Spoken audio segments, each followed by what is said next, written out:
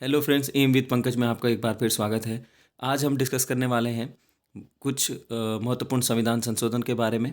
जानेंगे इस वीडियो में कि कौन कौन से वो संविधान संशोधन हैं जो बहुत ज़्यादा इंपॉर्टेंट होने वाले हैं परीक्षा दृष्टिकोण से। और लगातार जो ये संविधान संशोधन है कहीं ना कहीं किसी न किसी रूप में हमसे पूछे जाते हैं एग्ज़ाम में। तो जानेंगे, बने रहिए वीडियो के एंड तक। अगर आप हमारे चैनल पर नए हैं तो चैनल को सब्सक्राइब करना ना भूलें, और वीडियो अगर अच्छी लगे तो ज़्यादा से ज़्यादा वीडियो को शेयर करें। तो पहला जो संविधान संशोधन की अगर बात करें तो प्रथम संविधान संशोधन 1951 में किया गया था। किस में किया गया था? तो संविधान की जो 9वीं अनुसूची है, हमारे पास 12 शेड्यूल हैं, 12 अनुसूची हैं। तो संविधान की 9वीं अनुसूची है उसको जोड़ा गया था पहले संविधान संशोधन 1951 के द्वारा।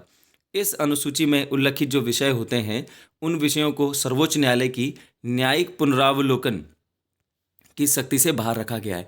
देखिए, यहाँ पर जो ये कॉन्स्टिट्यूशन अमेंडमेंट हुआ था 1951 में, तो उस समय भारत के जो तत्कालीन प्रधानमंत्री थे JL नेहरू, उस समय भारत के प्रधानमंत्री थे, उन्हीं ने इस विधेयक को यहाँ पर रखा था जो बाद में पास हुआ। और हमने ये कहा कि जो सर्वोच्च न्यायालय की जो न्यायिक पुनरावलोकन की जो शक्ति है उसमें जो इसमें सब्जेक्ट रखे गए हैं उनसे बाहर रखा जाएगा। लेकिन बाद में एक जोड़ा गया कि जो ये विषय हैं अगर वो कहीं ना कहीं हमारे जो मौलिक अधिकार हैं उनसे जुड़े हुए होते हैं, या फिर जो हमारा संविधान का जो मूल ढांचा है अगर उसमें कोई परिवर्तन किया जाता है या उससे परिवर्तन होने की अगर कोई आशंका है, तो वो उसे सर्वोच्च न्यायालय में आर्टिकल 32 के अकॉर्डिंग आप याचिका दायर कर सकते हैं। अगर इससे संबंधित नहीं है तो जो न्यायिक पुनरावलोकन जो शक्ति है वो यहाँ पर लागू नहीं होगी। न्यायिक पुनरावलोकन क्या होता है? तो जो माननीय ऑनरेबल जो सुप्रीम कोर्ट है उसके पास एक शक्ति है, एक पावर है, जिसमें जो हमारे जो न्यायाधीश हैं वो जो कार्यपालिका और जो विधायिका होती है, यानी जो हमारे कानून बनाती है, तो उनके द्वारा बनाए गए जो कानून हैं और कार्यपालिका द्वारा जारी किए गए जो आदेश हैं या जो कानून है किस प्रकार से उन्होंने उसको एग्जीक्यूट कराया है, इन सब पर जो निगरानी है वो कौन रखता है? हमारा ऑनरेबल सुप्रीम कोर्ट इस पर निगरानी रखता है। न्यायिक जो पुनरावलोकन है ये शक्ति हमने जो है USA के संयुक्त राज्य अमेरिका के संविधान से ली गई है। बात करते हैं अगले संशोधन की। तो 7वां संविधान संशोधन अधिनियम 1956 में ये संशोधन किया गया था। क्या है इसकी खासियत? तो इसके द्वारा भाषा आधार पर राज्यों द्वारा जो पुनर्गठन किया गया तथा पहले 3 श्रेणियों को समाप्त कर 14 राज्यों और 6 केंद्र शासित प्रदेशों में इसको विभाजित किया गया। देखिए, जिस समय पर फजल अली आयोग का गठन किया गया था उस समय पर भाषीय आधार पर राज्यों को बनाया गया था। सबसे पहला जो भाषीय आधार पर राज्य बनने वाला जो पहला राज्य वो आंध्र था। इसी के बाद लगातार ये आंदोलन होने लगे कि हमें भी भाषाई आधार पर क्या चाहिए, एक अलग राज्य चाहिए। लगातार वो बढ़ती रही और उसके बाद जो राज्य पुनर्गठन आयोग था 1 नवंबर 1956 को इसको लागू कर दिया गया था। और इससे पहले जो भारतीय जो भाग थे उनको 4 भागों में विभाजित किया गया था, क ख ग घ, इस तरीके से 4 श्रेणियों में उनको विभाजित किया गया था। तो जो पहले की 3 श्रेणियां थी क ख और ग, उन श्रेणियों को समाप्त कर दिया गया इस संशोधन के द्वारा और भारत को राज्य पुनर्गठन जो अधिनियम था 1 नवंबर 1956 से लागू कर दिया गया, जिसके अंतर्गत भारत में क्या थे? 14 राज्य और 6 केंद्र शासित प्रदेश हमें यहाँ पर विभाजित कर दिया गया था। अगला संशोधन 10वां संविधान संशोधन 1961 में हुआ। क्या विशेषता थी इसकी? तो दादर और नागर जो हवेली थे उनको भारतीय संघ में इनको जोड़ दिया गया था।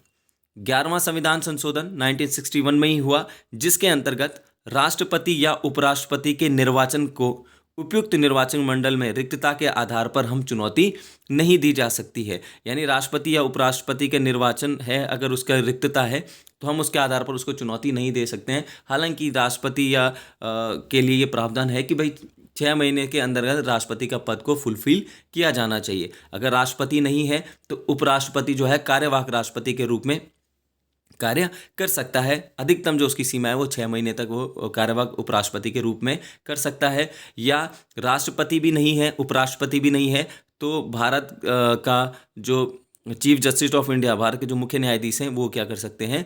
यहाँ पर कार्यवाहक राष्ट्रपति का यहाँ पर कार्यभार संभाल सकते हैं। अगला संशोधन 12वां संविधान संशोधन 1962 में हुआ, जिसके अंतर्गत हमने गोवा, दमन और द्वीप को भारतीय संघ में हमें इसके मिलाया गया। 13वां संविधान संशोधन 1962 के तहत नागालैंड के बारे में जो कुछ विशेष प्रावधान यहाँ पर किए गए हैं, इस संशोधन के द्वारा यहाँ पर जो नागालैंड है उसको हमने कुछ विशेष प्रावधान या विशेष राज्य के तौर पर हमने कुछ विशेष छूट वहाँ पर दी गई है। 14वां संविधान संशोधन 1962 में ही किया गया, जिसके अंतर्गत हमने पुदुचेरी को भारतीय संघ में हमने शामिल किया। इसी के साथ साथ हमने हिमाचल प्रदेश, मणिपुर, गोवा, दमन एवं द्वीप तथा पुडुचेरी के लिए विधानमंडल एवं मंत्री परिषद की यहाँ पर व्यवस्था की गई।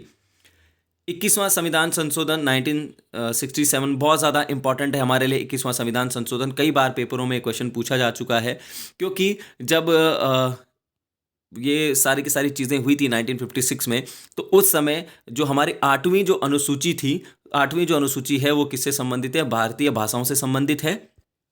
और इस 8वीं अनुसूची में उस समय 14 हमारे पास भाषाएं हुआ करती थी, ठीक है। और इसी के बाद 21वें संविधान संशोधन के बाद हमने 1967 में सिंधी भाषा को यहाँ पर जोड़ा गया था, और जो कि 15वीं भाषा के रूप में यहाँ पर बना। 71वें संविधान संशोधन के द्वारा हमने यहाँ पर कोंकणी, मणिपुरी और मैथिली हमने यहाँ पर जोड़ दी थी, नेपाली, सॉरी माफ़ कीजिएगा, नेपाली। और इसी के बाद हमने दूसरे संशोधन के द्वारा हमने यहाँ पर इन सूचियों को यहाँ पर जोड़ दिया गया था।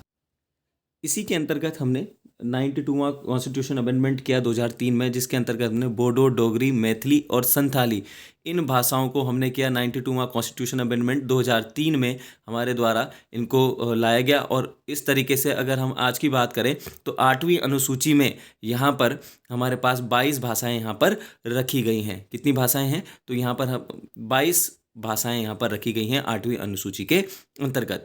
तो 24वां संविधान संशोधन 1971 में हमने लिखा कि संसद संविधान के किसी भी हिस्से में, चाहे वो मौलिक अधिकार हो या कोई सा भी संविधान का कोई सा भी पार्ट हो, उसमें संशोधन कर सकती है। 31वां संविधान संशोधन 1973 में लोकसभा की सीटों को 525 से बढ़ाकर 545 कर दिया गया था। यानी पहले जो सीटें थी 525 सीटें यहाँ पर लोकसभा की होती थी, जिसमें हमने संशोधन किया 1973 में, और इन सीटों को बढ़ाकर कितना कर दिया गया? 545 545 यहाँ पर कर दिया गया। इसी के अंतर्गत अगर हम आगे देखें तो 36वां संविधान संशोधन अधिनियम 1975 में किया गया, जिसके अंतर्गत हमने सिक्किम को यहाँ पर पूर्ण राज्य का दर्जा हमारे द्वारा दे दिया गया। इससे पहले भी हमारे पास 35वां संविधान संशोधन हुआ था 1974 में। 35वां संविधान संशोधन हुआ था, जिसके अंतर्गत हमने सिक्किम को एक सह राज्य का दर्जा पहले दिया गया था, और उसी के जस्ट एक साल के बाद 36वां संविधान संशोधन किया 1975 में। इसके अंतर्गत हमने सिक्किम को क्या कर दिया? राज्य का दर्जा यहाँ पर प्रदान कर दिया गया। तो इसी की तरह हम देखेंगे ये कुछ संविधान संशोधन थे। नेक्स्ट पार्ट में जानेंगे हम दूसरे कुछ इंपॉर्टेंट संविधान संशोधनों के बारे में। तो प्लीज़ अगर आपको वीडियो अच्छी लगे तो वीडियो को लाइक करें और ज़्यादा से ज़्यादा शेयर करें। Thank you.